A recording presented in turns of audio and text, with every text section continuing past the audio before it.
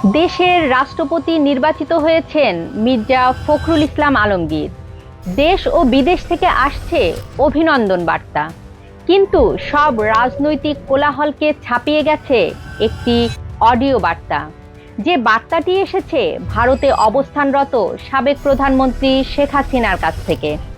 তারেক রহমানকে তিনি ধন্যবাদ জানিয়েছেন, কিন্তু কেন ধন্যবাদ দিলেন শেখ হাসিনা? আর শেখ হাসিনার এক নম্বর শত্রু ডক্টর ইউনূসকে কেন রাষ্ট্রপতি বানানো হলো না?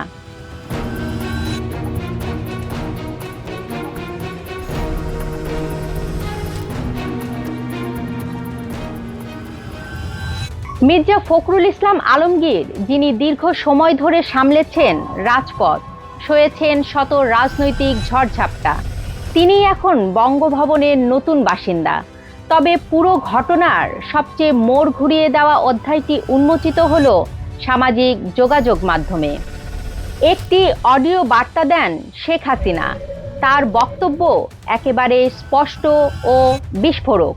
তিনি সরাসরি নিশানা করেন ডক্টর মোহাম্মদ ইউনূসকে। শেখ হাসিনার ভাষায়, ডক্টর ইউনূস আবার রাষ্ট্রপতি হওয়ার স্বপ্ন দেখছিলেন। রাষ্ট্রপতি হওয়ার জন্য তার জিহ্বা এক হাত লকলক করছিল। সেদিক থেকে ওকে রাষ্ট্রপতি বানায়নি বিএনপি। শেখ হাসিনা ডক্টর ইউনূসকে কঠোর ভাষায় আক্রমণ করে বিএনপিকে ধন্যবাদ জানান। শেখ হাসিনা বলেন, এদিক থেকে আমি বিএনপিকে ধন্যবাদ জানাই যে সুদখোর বাটপারকে আবার এনে বসায়নি, তাহলে বাকি যেটুকু আছে দেশটা সব চিবিয়ে খেয়ে ফেলতো। কথাটি কিন্তু এখানেই শেষ হয়নি। শেখ হাসিনা যোগ করেন এক গভীর রাজনৈতিক হিসাব। তিনি বলেন, অন্তত একজন রাজনীতিবিদকে দিয়েছে, সেটাই বড় কথা। অর্থাৎ তীব্র শত্রুতা আর দীর্ঘদিনের রাজনৈতিক বৈরী সম্পর্কের পরেও শেখ হাসিনা স্বীকার করে নিলেন একজন পেশাদার রাজনীতিবিদের মর্যাদা আমলা বা সুশীল সমাজের প্রতিনিধির চেয়েও অনেক বেশি। এখন বড় প্রশ্ন হলো, শেখ হাসিনা কেন বললেন অন্তত একজন রাজনীতিবিদকে দিয়েছে? এই বাক্যটির পেছনে লুকিয়ে আছে শেখ হাসিনার নিজের জীবনেরই এক বড় রাজনৈতিক ভুল। ক্ষমতায় থাকাকালীন আওয়ামী লীগের অনেক প্রবীণ ও ঝানু রাজনীতিবিদ ছিলেন, যারা দলের জন্য আজীবন ত্যাগ স্বীকার করেছেন। কিন্তু শেখ হাসিনা তাদের বাদ দিয়ে রাষ্ট্রপতি পদে বসিয়েছিলেন সাবেক আমলা মোহাম্মদ শাহাবুদ্দিনকে। আমলাদের দিয়ে যে রাজনৈতিক সংকট মোকাবেলা করা যায় না, সেটি শেখ হাসিনা তার শাসনামলের শেষ মুহূর্তে হাড়ে হাড়ে টের পেয়েছিলেন। তারেক রহমান কিন্তু শেখ হাসিনার সেই ভুল থেকে শিক্ষা নিয়েছেন। ডক্টর ইউনূসকে রাষ্ট্রপতির পদে বসানোর জন্য দেশি বিদেশি বিভিন্ন মহল থেকে বিশাল চাপ ছিল, কিন্তু তারেক রহমান আপোস করেননি। তিনি স্পষ্ট বার্তা দিলেন, রাষ্ট্রের সর্বোচ্চ সাংবিধানিক পদ কোনো পরীক্ষা নিরীক্ষার জায়গা নয়। সেখানে প্রয়োজন রাজপথ থেকে উঠে আসা এক অভিজ্ঞ রাজনীতিবিদের, যিনি সংবিধান বোঝেন, রাজপথ বোঝেন এবং দলের তৃণমূলের সঙ্গে যার গভীর সংযোগ রয়েছে।